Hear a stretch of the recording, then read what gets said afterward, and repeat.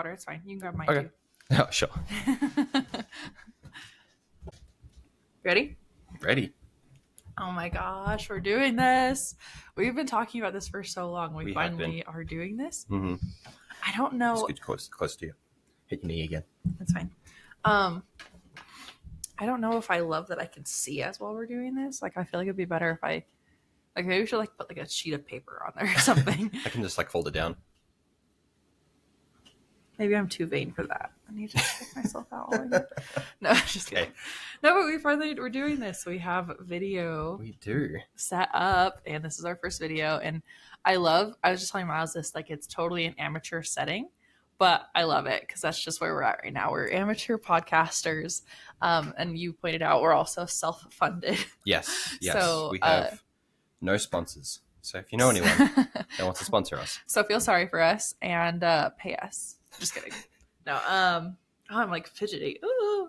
Okay, so welcome for everyone who is joining us on our first video. If you're not doing the video portion, you'll still get our audio. And so this will just be like a normal episode for you with a little bit more rambling about how we look. Yep. 100%. Like neither of us got ready for this, so we're just like fidgeting with our hair and our faces and stuff like that. I was going to say, Miles spent more time getting ready for this physically than I did. So. I did. Got to make sure you don't like make me look like trash. Because I have natural beauty, is that what you're trying to say? You're funny. You get it. Okay, so I have a couple things that I put in here for like, so I didn't get stage fright looking at myself in the camera. Oh my gosh, I was going to say, I'm so excited now that I get to talk with my hands, because sometimes I feel like it doesn't actually add anything, but I feel like it does when I'm telling the story, and now people get to see that. It's more expressive, yeah. Our personalities while we're talking. Yeah. And it's funny because sometimes we give each other like weird looks, and the reaction is all in the expression. So this is really, really exciting. Yeah. If anybody also just want to add this, if anybody has more experience with camera setup, lighting, advice, that's what I'm asking for. If you have any advice on how we can make this a little bit more presentable, we're open to it. Same with same with audio. We've had people tell us, in the past, like that things sound weird or sound better or yada yada. We're open to the same. You can't hear me, right? Kind of stuff, yeah. We're open to the same thing for video. So, yeah. Yep. Cool. So, do you have anything? I don't. No, I'm just trying to like also not look at myself all that much. I know this is really an experience. I feel like we should definitely. This is going cover in the books. It next time. This episode is going in the books for like how we're reacting and everything to what we're doing. So yeah, for sure. Yeah, it's just funny because like I use my camera for work as well as a microphone, and I always like on my desk. I don't know if it's like an ADHD thing or whatever, but like I'm always fidgeting with something, so it's going to be really hard to not fidget. Well, I'm reading my story from my phone, so that's pretty easy for me this time. But next time, maybe it'll be different. Cool. Yeah. There's a couple things that we haven't talked about that have happened that I want to talk about. First, and this is totally in order of importance, just so you guys know. I'm gonna go most important down to least, starting with Taylor Swift's new album. I'm just kidding. Okay. Dropped last night. In half. Yeah, dropped last night. So we've been on a lot of trips recently, and you already talked about last week your trip to Texas with Harper. Yes, that was a lot of fun. Yeah, and then we just also went to Utah with both the girls, and we have decided that we're never doing that again. They did great for the most part. Presley was not a fan of the car ride, at all. Yeah, it was rough. If you think about it, Harper was the same way when we did the exact same road trip 3 years ago. Yeah, well, 2 years ago. Yeah. So we should have expected it. Mm-hmm. But yeah, it was good. We went for good reasons. We went for a baby shower. Yep. And caught up with my other sister. What? We caught up with my other sister as well. Yeah, caught up with some family. Got to see some family. Got to see lots of friends, and it was good. But yeah, we've decided that we, at this season of our life, hate road trips. Yes. So, anything you want to add about that? No, just that. Yeah, traveling with children is never easy. This is true. Take it from us.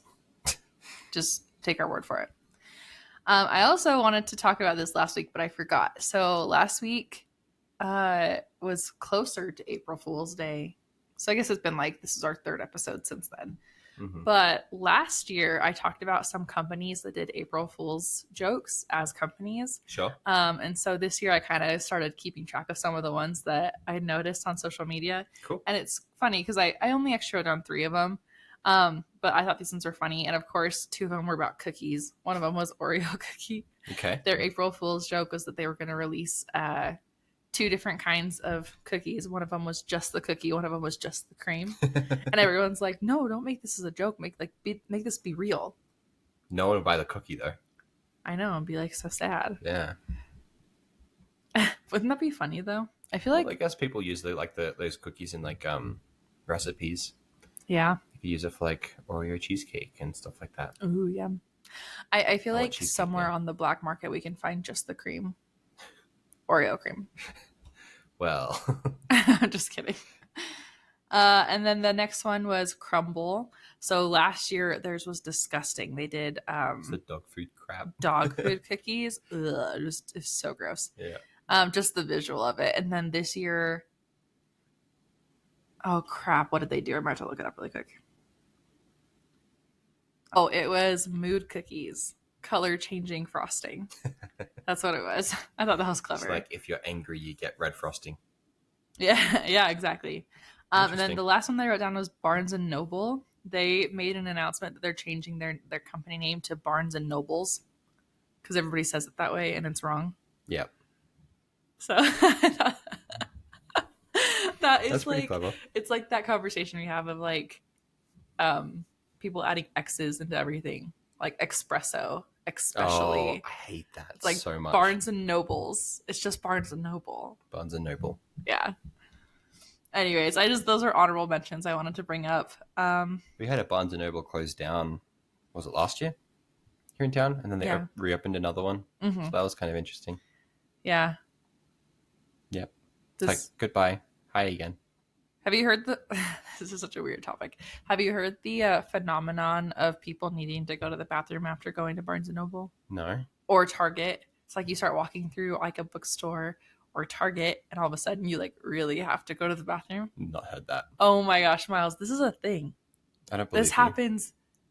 Like you could Google it and people just talk about this all the time. Like it's and doctors have like talked about it. Like this there's something medical, chemical that happens in your brain that makes you the paper? Need. That's what they're trying to figure out. Nobody knows. Okay. But it's also such a common thing. I actually saw a TikTok once that was like, point of view, you work at Barnes & Noble and have to clean the bathrooms. Oh, jeez. I swear that's a thing. You've never experienced that? Nope. Oh, Miles. Okay, guys, back me up. Tell me if you've experienced this, because I know it's a thing. It's totally a thing. Never heard of it. Oh, yeah, it's definitely, it's a real thing. Believe me. Take my word for it. Okay. I do have a few more things we could talk about, but I don't want to make this intro longer than it already is. So. Fair enough. They're used to our long intros. Yeah. Our 10-minute intros. They're the best, right? They are. Okay, I have a question for you. Okay. Is it about Bigfoot? Ask me if the abominable snowman is called yet. Has the abominable snowman called Not yet? Yeti. Oh, Anyway. You're good. I don't have a phone to hold on to. I feel like a natural trying to like just fold my arms. Just tuck it underneath your armpits. Yep. Okay, so here's a joke for you. So did you know that one time I tried to start an air balloon company? Oh yeah? And it didn't really take off. I have only ever seen hot air balloons in the morning. I guess they're early risers. Ha ha ha ha. Ha, ha, ha. Did you know there's a trick to eating hot air balloons? Eating? Uh-huh. Consuming with your mouth? No. Well, they're really good when you get it down. That was from the internet. I don't really get it. Okay. Philosophers Thanks, and hot internet. air balloons, they must think really highly of us. Okay, I'm done. Yes, These thank suck. you. Okay, so are you ready for a story?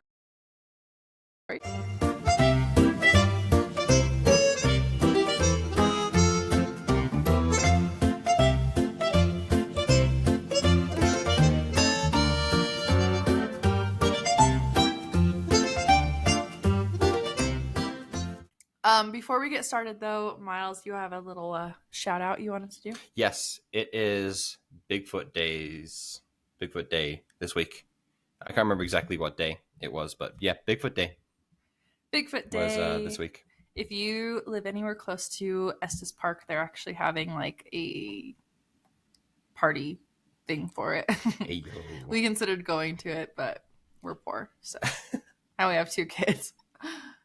Bigfoot like Day Bigfoot 2024. Yeah, it's Saturday, festivals. so it's tomorrow. It's also 420. Yeah, Do you think Bigfoot's getting high probably.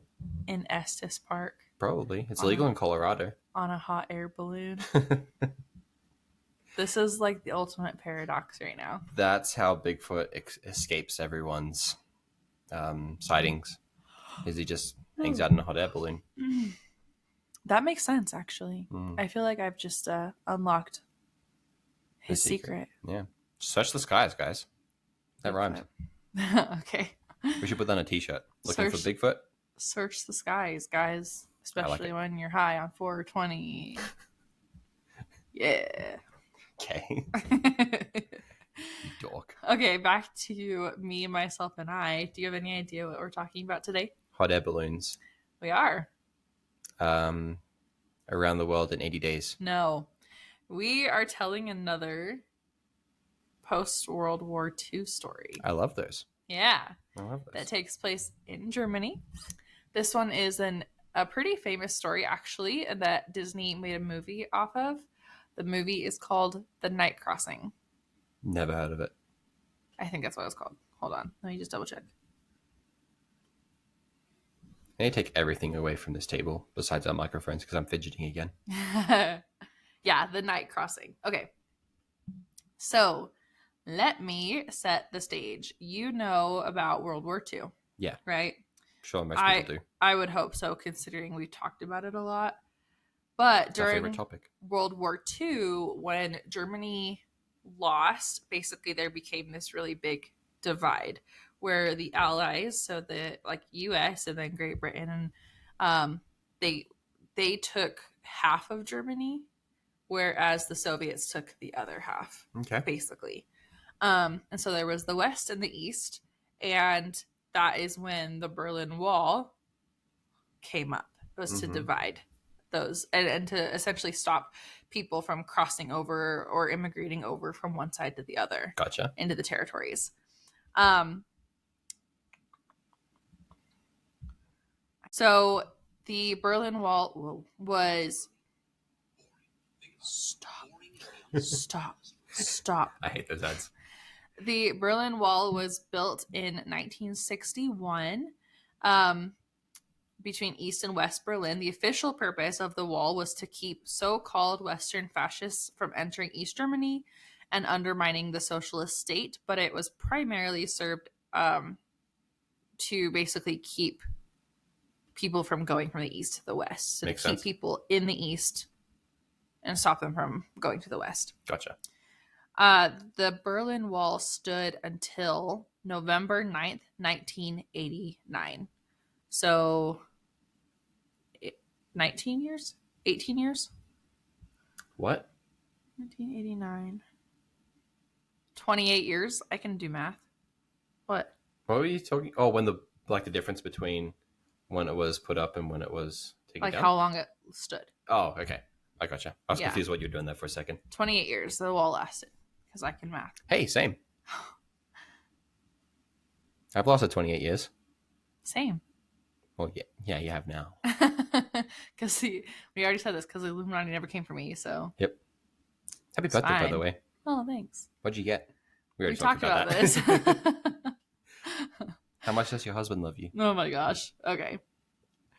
So, yada, yada, yada. The Berlin Wall is up. Have you ever heard of Konrad Schumann? Yeah, he's my best friend. No, I haven't. Okay. So Konrad Schumann, he is the soldier in this photo. It's a pretty famous photo. Okay. It's possible you could have seen it. I will find a way to insert this in the video, but if not, I'll do this. It's beautiful. You can kind of see it. So the photo, for those of you who can't see it, is a photo of a German soldier jumping over barbed wire. This German soldier, his name is Konrad Schumann. So Konrad was 19 years old when he was sent to guard what would become the Berlin Wall, and he was sent over there. It was August 15th, 1961, and it was on the third day of the wall's construction. So at this point, it was only barbed wire. Mm-hmm. And he got there with his unit around 4:30 in the morning, and one of the officers told them to take control and protect the border, basically. And they didn't really know what that meant. He even said, quote, "We stood around looking pretty stupid at first. Nobody had told us how that's done, taking control of a border," end quote. And so at the time, it was just a single coil of wire. And they're like, okay, we'll just stand here. So they stood there with their guns. And as the day progressed, people from the west side would come to the border and just like shout profanities at them, calling them pigs, telling them they were evil. And he's like, I'm just doing my job. Yeah. You know? People said he called them traitors. They called them concentration camp guards. And the more people that showed up, and people started coming from east and the west at this point, but the more people showed up, the more frustrated they got, the more upset he became, where he's like, I'm not loving what's happening here. But again, it was his job. And that's like one unfortunate thing about the war. And like, sure, like, you know, the Nazis did like horrible things and everything, but there were some people who were just like, they were ordered to do it and they didn't really have a choice in that. And that's just like really sad. It's like, I don't want to do this, but they're making me. Yeah. Otherwise, I'm considered a traitor to my own country. So it's yeah, exactly. It's sad that some people were in that boat.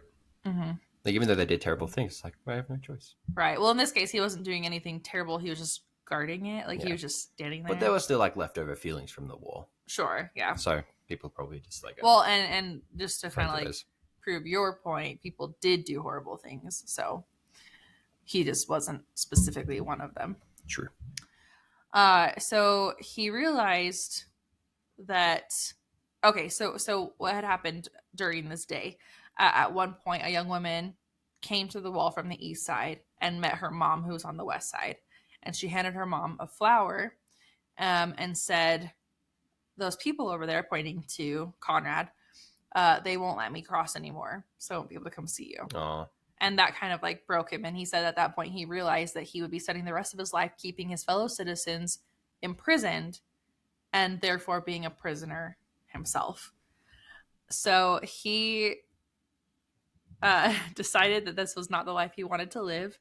People were shouting for freedom. And he kind of started to blend into the crowd a little bit. And he went over to a part of the barbed wire that wasn't as full, and he started trying to like kind of push it down a little bit without people noticing, and he was like pushing it down with his feet, and somebody came over and started like harassing him a little bit from the west side, and he shouted at them, "Get back at once." Literally, those are the words he said, well, in German.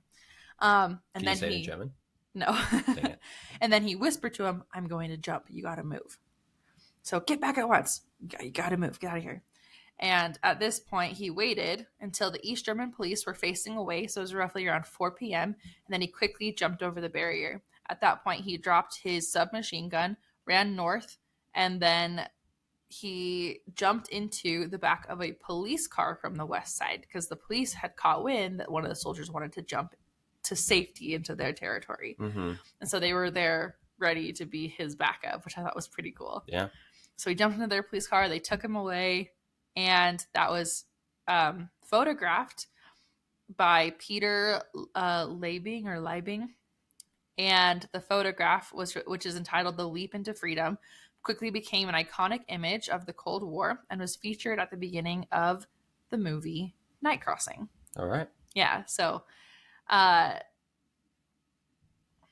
it's pretty cool because he was able to jump into freedom, into this new territory, and then kind of circling back to what you said, he lived the rest of his life kind of looking over his shoulder, like fearing that someone's out to get him. Yeah, that he had betrayed his country. And, yeah, I see. That they were going to come and get him. So he ended up getting married. He had I think it was 1 or 2 sons, and he lived until he was 56. At that point, he took his own life because the anxiety and like his whole life, it just caught Like up just to living him. in fear. So, Yeah, which is be really pretty rough. unfortunate.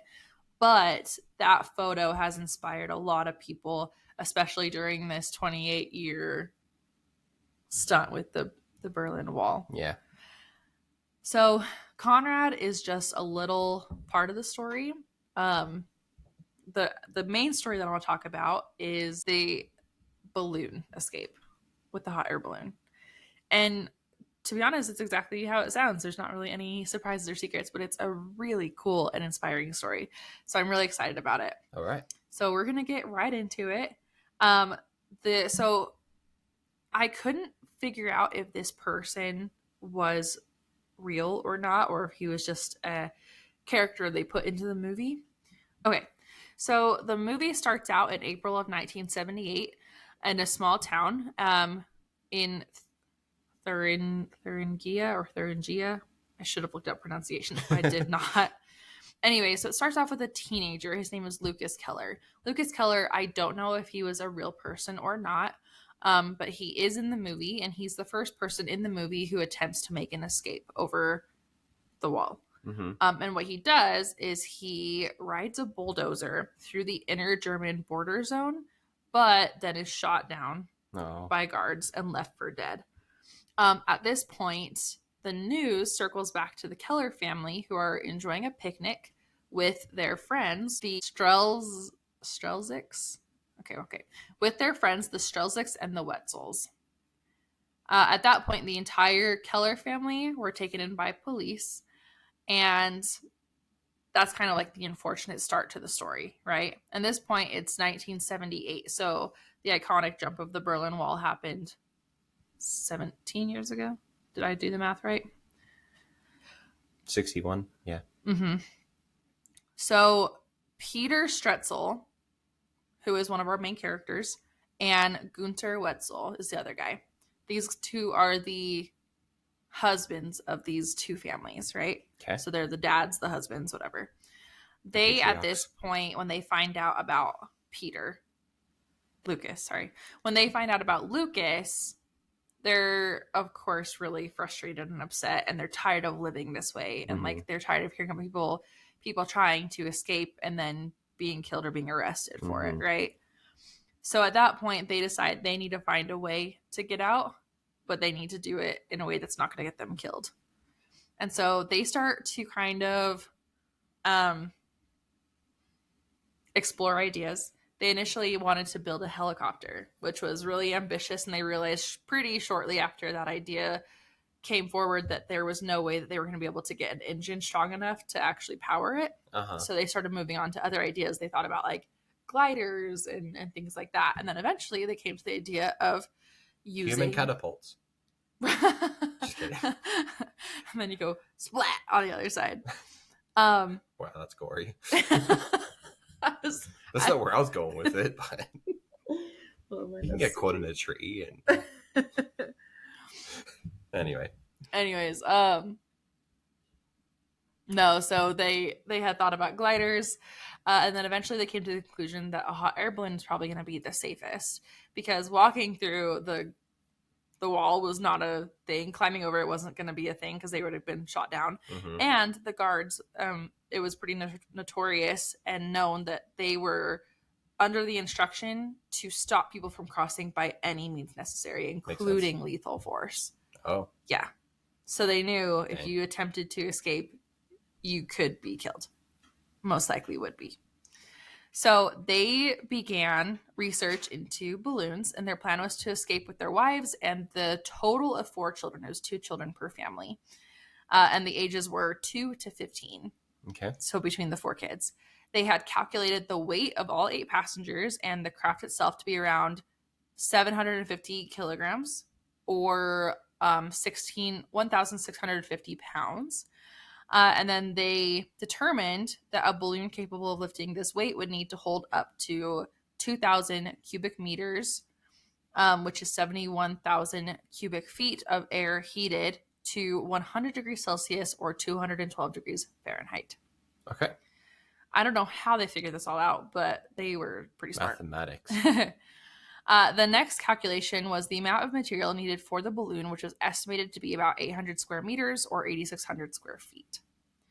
And I should say too, Peter, so Strelzyk, he was an electrician and he was also a former East German Air Force mechanic.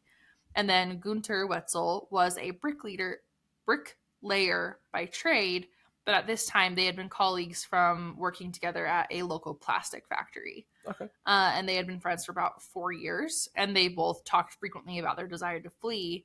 And again, I don't know if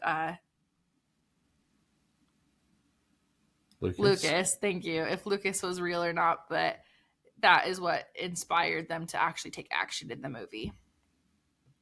Either way, in real life, something inspired them to take action, whether it was Lucas or not, and they started going to work. So they lived in a small town of about 20,000 people where large quantities of cloth was really hard to come by without especially raising attention of other people and raising suspicions. And so they would go from town to town, like neighboring towns, trying to gather as much as they could.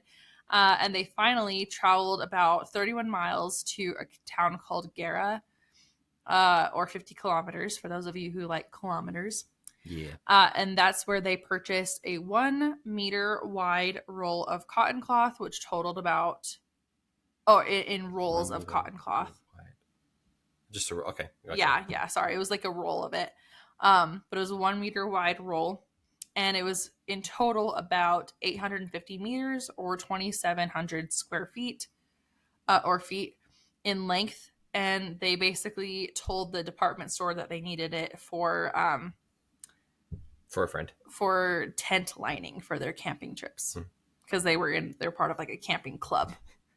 So okay, what? I'm just picturing it's like, oh, we need this for and then like on the spot trying to think of stuff. We're not trying to escape.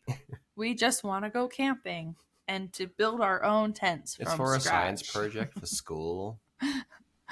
Just kidding. Oh, okay. So at this point, Gunther spent 2 weeks sewing the cloth into a balloon-shaped bag, which was about 15 meters or 49 feet wide by 20 meters or 66 feet long. And he did it manually on a 40-year-old manually operated sewing machine. Man, his foot would have got tired. Yeah. All that like pushing and. Oh yeah. I bet he had like killer calf muscles after that. Well, it took him 2 weeks to do this, and I'm assuming he was doing it as much as he could, because they wanted to flee. And then Peter Strelzyk spent that time building the gondola and the burner to like put it all together, right? Just get a propane tank. So the gondola was made from an iron frame, sheet metal floor, and clothesline run around the perimeter. And then the burner was made using 2 bottles of liquid propane household gas, hoses, water pipe, a nozzle, and a piece of stove pipe. Man, these guys are like super inventive and right. Yeah. Desperation. They had about 24-pound bottles of liquid propane is what it was. So the pair of them, they were ready to test the craft in April of 1978. After days of researching, they found a suitable secluded forest clearing, which was about 6 miles from the border. And then so they went out to light the burner, and they basically failed to inflate the balloon. So they're trying to figure out like what's going on. And they thought the problem might be that they had laid the balloon on the ground to start. So they were looking for a new place to try this where they would have the balloon hanging. So it was already like kind of up. Then all they needed to do was put the hot air in there. And so they found a cliff at a rock quarry. Okay. Where they would suspend the balloon vertically before inflation, but that also was unsuccessful. They then decided to fill the bag with ambient temperature air before using the burner to raise the air temperature and provide a lift. So they constructed a blower with about Oh, sorry, with a 14 HP or 250cc motorcycle engine. I don't speak motorcycle engine, so I don't know what that means, but it sounded cool. How much? What was it? So it's 14 HP, 250cc. So 250cc is faster than the fastest speed in Mario Kart. Oh, there we go. Really fast, guys. Anyways, so they used that to construct the blower. Mm-hmm. And they also started with a Trabant automobile starter, which was powered by jumper cables from Peter's van or his sedan. And then the engine, which was quieted by the Trabant muffler. Sorry, hold on. A lot of technical terms. Yeah. I keep forgetting that this is like post World War II. I know, like, right? Yeah, a few years, because in my mind I'm thinking like they had all that stuff back in. I know. Wait, this is the late 70s. Like I was thinking had cars this too, and... but I'm like, my parents were literally alive when this right, was happening. Exactly. Anyway, so the engine, which was quieted by a muffler, turned 1 meter long fan blades to inflate the balloons. They basically created a big fan that had lots of fan speed, and they were going to fill it up with air and then turn on a flamethrower, which was a homemade flamethrower, mind you, which was similar to the gondola's burner to preheat the air faster. With these modifications in place, they returned to the secluded clearing to try again, but they still could not inflate the balloon. They did discover, however, that after using the blower, that the fabric that they used was actually not containing any of the air. So now they have this high-powered blower literally just blowing air through this contraption that they made that they wanted to be a balloon. Mm-hmm. So at that point, they realized that the cotton material was too porous and leaked massively, and there's no way it would have ever held them because it wouldn't hold the air. So at that point, they had to start over. Yeah. Oh my gosh. Yeah. And it cost them 2,400 DDM, which is it's a German currency code. Okay. I don't know what that is equivalent to. Okay, so according to Google, this doesn't say DDM, but it says a DEM. So 1,000 DEM is equivalent to about 543 US dollars. And so they had lost out on about $2,400 or DDM. And if that's the same thing, then it would have been more, like $1,500 it's US too late money. to do math. Does that make sense? I get what you're saying. Yeah. Okay. I know what you mean. Okay. But yeah. Don't come for me. I did not do enough research on money this time. You were too preoccupied with Taylor Swift's new album. I was, and the fact that we were going to be showing our faces today. Peter and Gunther purchased samples of different fabrics from local stores at this point, decided to move forward because they still had the desire to flee. And so some of the materials that they had purchased were like umbrella material and various samples of taffeta and nylon.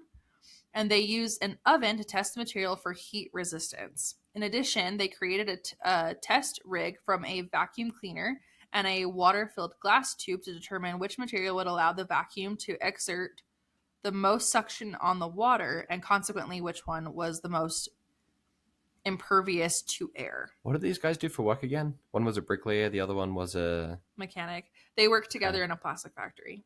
Right, but I'm just trying to think, like, this is a lot of engineering kind of stuff, so it's interesting to see, like, I don't know, desperation calls for desperate measures. Yeah.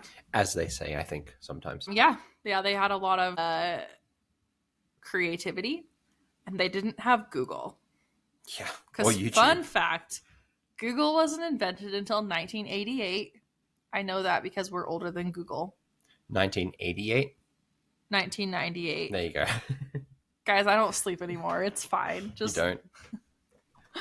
Oh, I'm getting restless. Okay. The umbrella covering performed the best, but it was also the most expensive. So instead, they selected the synthetic kind of taffeta to build their balloon. Cool.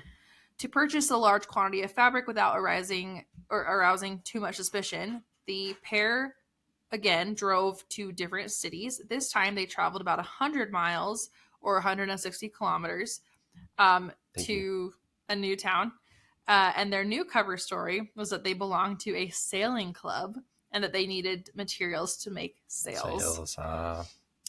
Fun fact, smart. the person who sold them the material, he didn't raise any suspicion at first, but he did report them to the guards. Rude. Is it Stasi? Stasi. It's the German security service. Sure. Stasi? Stasi? Stasi. Stasi? I have no clue. Do I look like I speak German? I don't know. I don't know what German speakers look like. Like anyways, German people. So people the quantity... What? Like people from Germany. Oh, thank you. And other people. Thank you for this history lesson. Geographical lesson. Lesson. Period. Question mark. You're cute. Okay, so back to my story. The quantity that they needed had to be ordered, and although they feared that the purchase might be reported, they were able to get it either way. And little did they know they actually were reported. It just wasn't made known to them until later. Gotcha. So they were able to go and pick up the material. They paid... Oh, this has a... Has a conversion? It does have a conversion. They paid 4,800 DDM, which is equivalent to $720. So before, that means they lost less than $400, basically. I'm big brain. You can do hard anyways, things. So they bought 800 meters or 2,600 feet of 1 meter wide fabric. On the way home, they also purchased an electric motor to speed up the pedal operated sewing machine that they had been using. Dude, what's his face would have been so happy about that. Gunther Wetzel. Yeah. I know. It's when like, you yes. when you said that, like, oh, he's probably hurting Mike. They upgraded. Thank you. They made that better later on. So Gunther spent the next week sewing the material into another balloon, so he did it twice as fast this time. And he accomplished the task faster the second time with the now electric sewing machine. And then soon afterwards, the two men returned to the forest clearing and inflated the bag in about 5 minutes using the blower and flamethrower. The bag rose and held air, but the burner on the gondola was not powerful enough to create the heat needed for a lift. The pair continued to experiment for several months. They doubled the number of propane tanks, and they tried different fuel mixtures, and they kept time after time getting disappointed with the results because it just wasn't good enough. Finally, Gunther decided to abandon the project, and he started to pursue the idea of building a small gasoline engine powered light airplane or a glider instead. He basically just like, this isn't going to work. We've spent too much time on this, too much money, and we got to think of something else, which I don't blame him for that. Yeah. Thinking outside the box. It's only so much you can go through to, like, before you give up. Mm-hmm. It's like no matter what we try. Yeah. We'll be unsuccessful. So Peter continued to try to improve the burner. And then finally in June of 1979, so again, they started in April of 78. So now it's 1979, June. He discovered that with the propane tank inverted, additional pressure caused the liquid propane to evaporate, which produced a bigger flame. Science stuff that doesn't make sense to me, but it sounds cool when you put it all together. He modified the gondola to mount the propane tanks upside down and returned to the test site where he found a new configuration. He found that the new configuration produced a 12 meter or 39 foot long flame, which is really long. That's a big flame. How big was the balloon? Big. They had... Was it the same size as the last one that they made? About, yeah. Okay. 800 meters of 1 meter wide fabric. Cool. So a big balloon. A big balloon. Yeah, a big balloon that can house a 39 foot long flame safely. All right. At this point, Peter was ready to make his first attempt. I say first. Keep that in mind. Uh-oh. On July 3rd, 1979, the weather and the wind conditions were favorable. Wow, that failed. The entire Strelzyk family lifted from the forest around 1:30 a.m. and climbed at a rate of 4 meters or 13 feet per second. They reached an altitude of 2,000 meters or 6,600 feet, according to an altimeter that Peter had made by modifying a barometer. A light wind was blowing them towards the border. However, the balloon then entered clouds, and the water in the atmosphere started to weigh down the balloon, which made them descend way sooner than they had planned. Mm-hmm. What were they going to do if it was like completely successful? Would they have like continued across the border? Okay. That was their goal, was to get to the west side. All the whole group? Just the 4. Present? Nope, it was just Peter and his wife and 2 kids. Just the 4. Okay, I don't blame him. Because Gunther and his family, Gunther had abandoned ship. Right. I was just wondering if it was like, hey, I have an idea, I've discovered something, whatever. But no, it was just him and just those 4. I mean, to be fair, I probably would have done the same. Yeah. If I was that smart to figure it out. Well, and I think at this point they were desperate. Like, this is our first working attempt. Like, let's go. Yeah. You know? So the family landed safely approximately 590 feet or 180 meters short of the border. Were they found out? At the edge of the heavily mined... where they landed safely was at the edge of the heavily mined border zone. They were unsure where they were, so they explored until Peter found a piece of litter, which was a bread bag from a bakery that was pretty well known in an East German town. And then the group realized that they had been unsuccessful, so they spent 9 hours carefully extricating themselves from the 500 meter or 1,600 foot wide border zone to avoid detection. 9 hours. They also had to travel unnoticed through 3.1 miles or 5 kilometers in a restricted zone before hiking back a total of 14 kilometers or 8.7 miles to their car. That would have been a long day. We were over here complaining about a drive in air-conditioned car. Yeah. Well, get this. They had to leave behind everything. They couldn't get their balloon back up, especially where it had landed. Yeah. They had to leave it behind. And tow truck. Everything that they had built with it, like the propane tank, the gazebo, like the whole thing. They got back to their car and made it home just in time to call out of work and call out of school due to illness. So you guys, because that would have raised suspicion too. Yeah. At that point, the abandoned balloon was discovered by the authorities later that morning. Peter had destroyed all evidence, basically, that he had anything to do with it. He even sold his car for, like, because he was worried that someone had seen them, like, escape the scene, even though it was 8 miles away. Anyways, and then on August 14th, the Stasi, whatever, launched an appeal to find the, quote, perpetrator of a serious offense, end quote, listing in detail all of the items recovered at the landing site.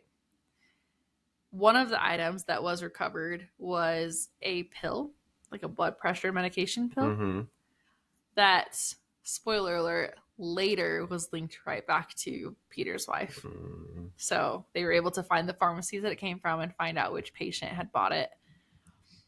And then that paired with the tip from the store clerk in that town. Anyways, connecting the dots. Starting to get to be a little bit of a close call, don't you think? A little bit. So Peter realized that it wouldn't be long before they were found out and imprisoned for it. And he also knew that the affiliation with the Wetzels would also be found out. So he went back to his good friend Gunther and said, we need to do this and we need to do it now. And you got to help us because your name is also tied to this. And so they went back to work. They decided to double the balloon size to 4,000 cubic meters in volume double the size. Wasn't it big enough already? Oh, no, obviously not, but So it was 20 meters in diameter and 25 meters in height, which for all you Americans, it's 66 feet in diameter and 82 feet in height. It's really big. Really, really big. They needed 1,250 square meters or 13,500 square feet of taffeta. And they purchased the material in various colors and patterns all over the country in order to escape suspicion. I actually think at that point is when they got tipped off. It's because the balloon escape had already been attempted once, and now it was suspicious. Yeah, I'm pretty sure that's where the store clerk was like, hey, I think I found your people. Anyway, Gunter sewed a third balloon using over 6 kilometers or 3.7 miles of thread.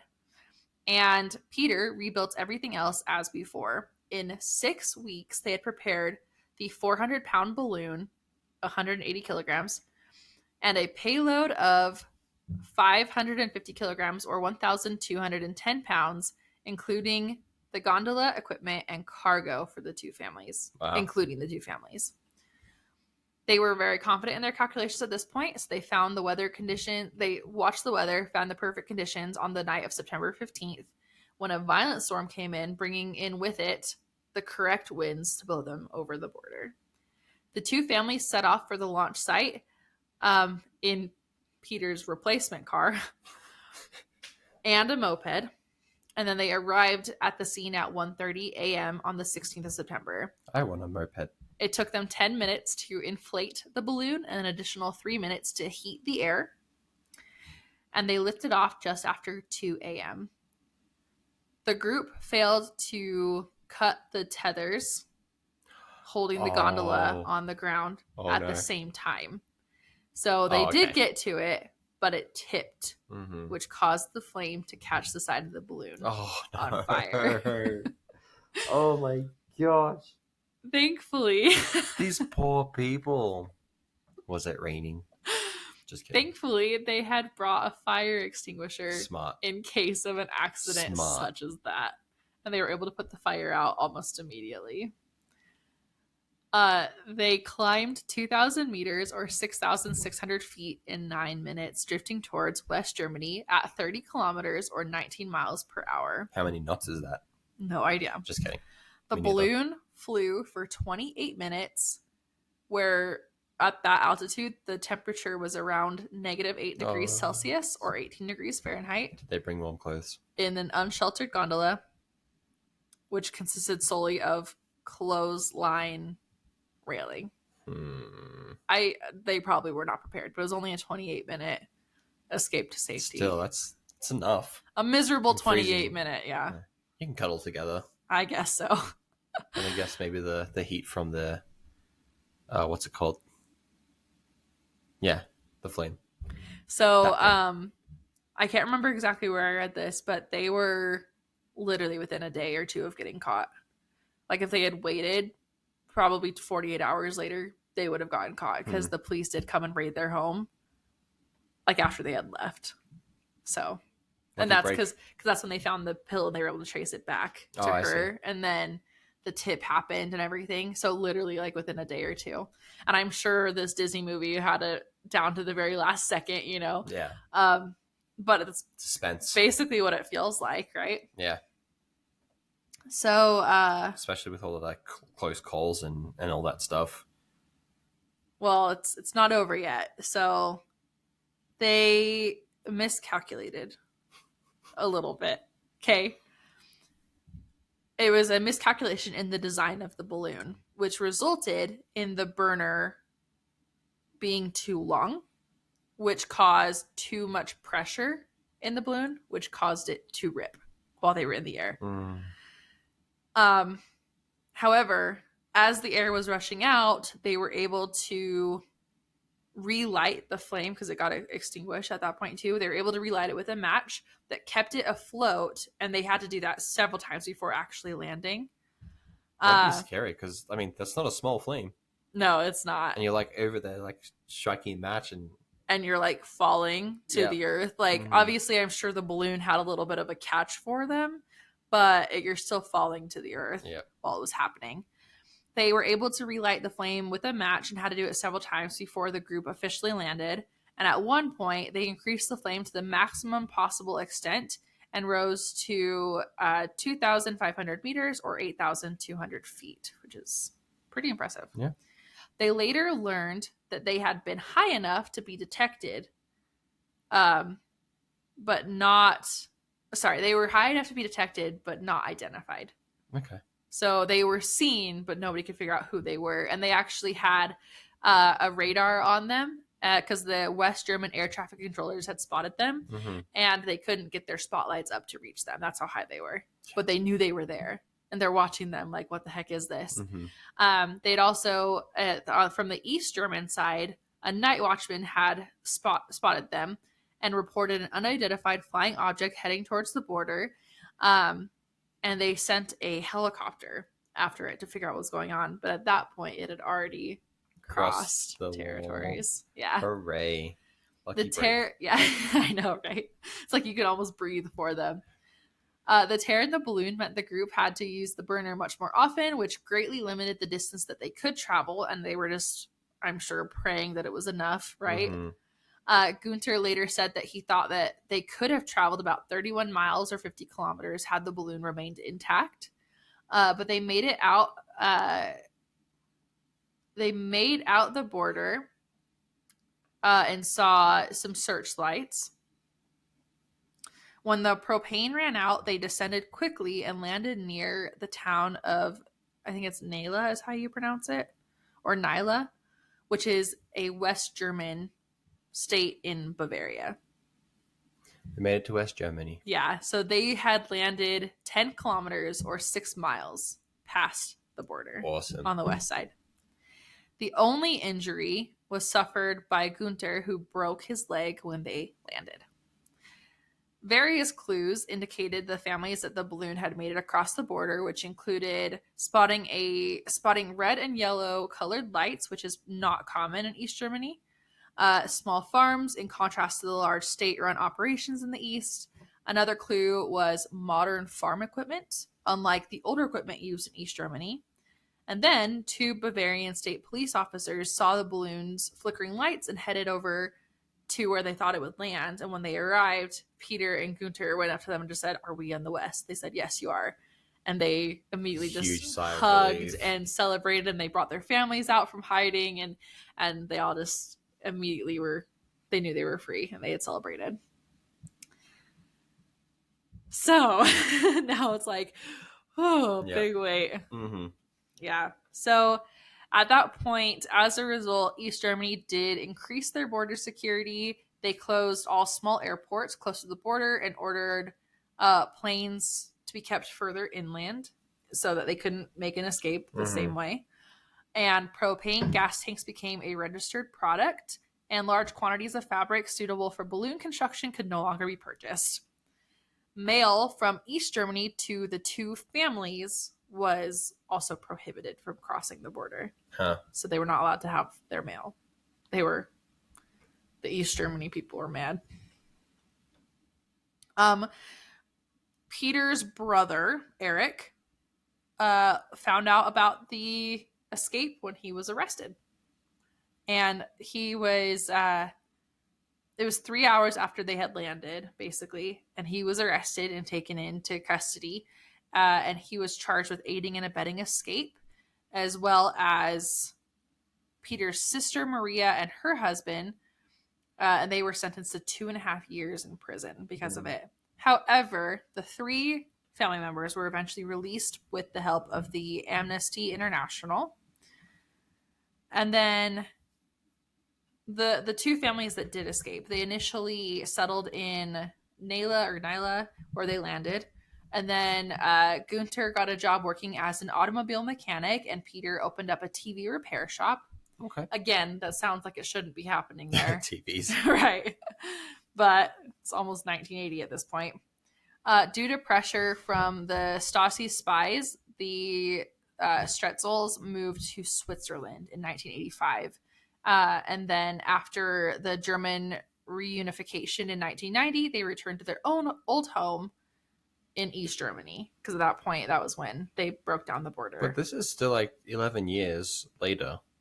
Mm-hmm. So like the home would probably be in shambles, right? I don't know. They returned to it though. Okay. So they returned back to East Germany, but the Wetzels remained in Bavaria the whole time. So West German weekly magazine called The Stern paid for the rights of the story. And then somehow Disney got their hands on it and turned it into a movie. How do you get...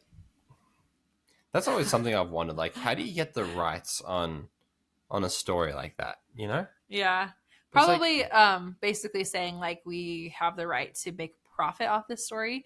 So after selling it to them, they could no longer turn around and make it into a book. Well, yeah, I get that. I get like the process of it, but it's just like, I don't know. The whole process is always, right? It's a real story. Why do you need to make profit off of it? Because we live in a capitalist world. We do. So the escape was portrayed in 2 films, which was Night Crossing, which came out in 1982, shortly after this happened. And then in 2018, a movie called Balloon was created. Balloon. The first one was made by or produced by Disney, and the Stretzels were reportedly, quote, moved to tears. However, the Wetzels didn't really like the movie too much. And then the movie Balloon was made by German actors in the German language, and so they felt like that was more authentic. Sure. So they liked that one better. Peter Strelzyk, sorry, I've been saying his name wrong. Peter Strelzyk died in 2017 at the age of 74 after a long illness. And in 2017, the balloon that they used to cross the border was put on display at a museum in Bavaria. That must be a big museum. Yeah. Going back to Disney movies real quick.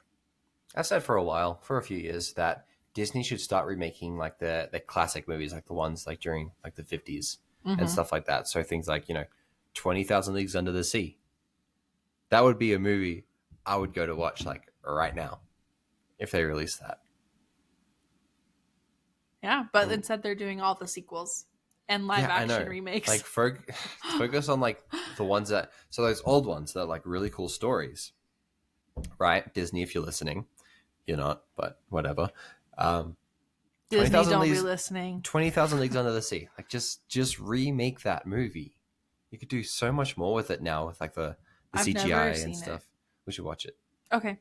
Or have you read the book? No. Book's pretty interesting too. I believe you. Yeah. Anyway. I have a lot. I just need to start an ongoing list of things we talk about, like movies that I haven't seen that I need to watch, or books that I haven't read. One day we'll have like a fan base and they can tell you. Yeah, Jessie, she does that for me. She reminds me often enough that I still need to watch Lord of the Rings. She's the only fan we need. Okay, so I did want to talk about some of the other attempts. It's just a quick, like, some of the statistics, I guess. All in all, at least 171 people were killed trying to get over the Berlin Wall, or under, or around it. But from 1961 until the wall came down in 1989, more than 5,000 East Germans, including some 600 border guards, managed to cross the border by jumping out of windows adjacent to the wall, climbing over the barbed wire, flying in a hot air balloon, crawling through the sewers, and driving through unfortified parts of the wall at high speeds. I looked up some of the ways that people had crossed, and one man used like the hooks that you use to hang meat. Mm-hmm. He used those to climb the wall, and he got over. Yeah. I think that was like the other notable one. I also wanted to point out that during this time, John F. Kennedy was the president, or during part of this, and people were like, "Hey, there's a wall that's causing all these problems," and his response was, "Well, a wall is a hell of a lot better than a war." Fair enough. So make of that what you will. But then he also did a speech later where he like gathered outside of the wall, and he used the phrase, "I am a Berliner." So basically saying, I'm on your side in his own way. So, good job, and JFK. With that being said, that is the story of the infamous night crossing of the escape via hot air balloon across the Berlin Wall. Just what they went through to get like that whole process that they took and like did their own thing. The whole engineering, mathematical, kind of just figuring out of what they needed. But my microphone there. It's just like super impressive because like and the determination as well was with both holding our arms in the same way. Yeah, I realized that, but I like copied you. You were the OG. Sorry, keep going. It's just I don't know. I just think it's very just amazing what people can accomplish when they're desperate enough. Yeah, for freedom. I'm sure Peter's engineering background and background with the mechanics in their military. I'm sure that had a lot to do with it. Oh yeah. But I seriously I picture long nights at the library trying to figure these things out because they didn't have Google, like I said. Yeah. And for me, I mean, these guys... I copied you that time. These guys really, just like what you said, had a lot of dedication because for me, if I couldn't figure it out in like at most a week, I'd be like, new plan. Start over. Yeah. Yeah. People did try to like get permission to cross, but it was very rare that they were allowed to cross. It's like, hey, do you mind if I cross here? It's funny if no one ever like tried that, and then like the German guys just get caught off guard. Like, yeah. No one's ever asked that before. I will say too, once the laws of the wall came down, or they said, you know, the wall is coming down, these rules have changed, you can now cross.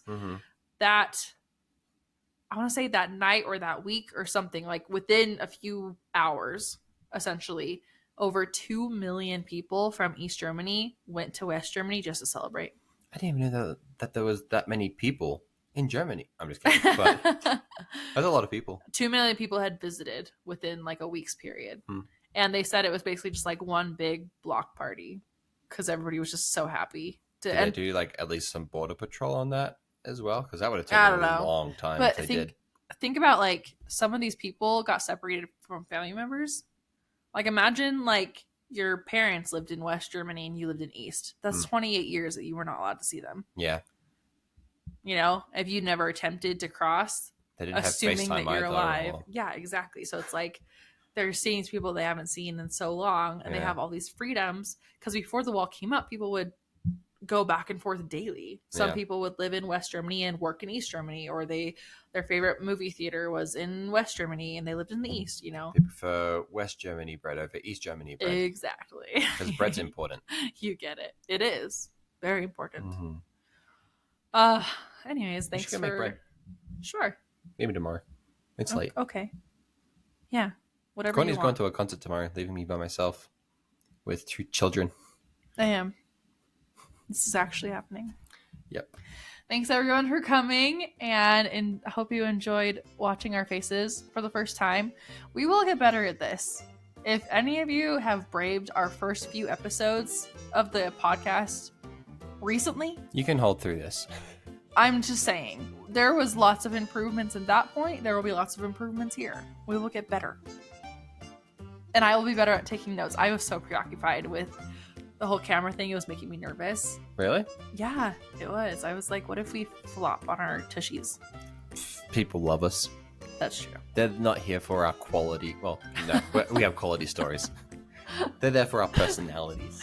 They're there because they're obligated, because they're our families, mostly. And Jesse. Thanks, Jesse. Just kidding. Oh, also, I know we always shout Jesse out, but I did find out a few other people listen to our podcast too. Oh, yeah? Like, Justin's mom, Connie. Oh, yeah. Hi, Connie. Hi. We found that out a few weeks ago, and I don't think we officially shouted you out, but that made me so happy to hear that you listened to the podcast. But for you guys who are watching, let us know that you're here. Tell us hi. We're obviously posting this on YouTube. And let us know just your thoughts. And if you have any suggestions, comment down below. Like, subscribe, do the things. Tell your friends how cool we are. I think you got it all. Send us in your own stories to familypodcast@gmail.com. Your turn. All right. Well, that's it. Kourtney got it all. Thank you for the story as well, Kourtney. That was I would say I was on the edge of my seat, but we're kind of cramped here, so We're up No, against the wall. I almost feel like we're news anchors. Doesn't it look like it? No, okay. That's never mind. all, Anyway. folks. Thanks for tuning in to Channel 5. Just kidding. Channel Fam Damily. Channel Fam Family. Oh, I love it. Bye.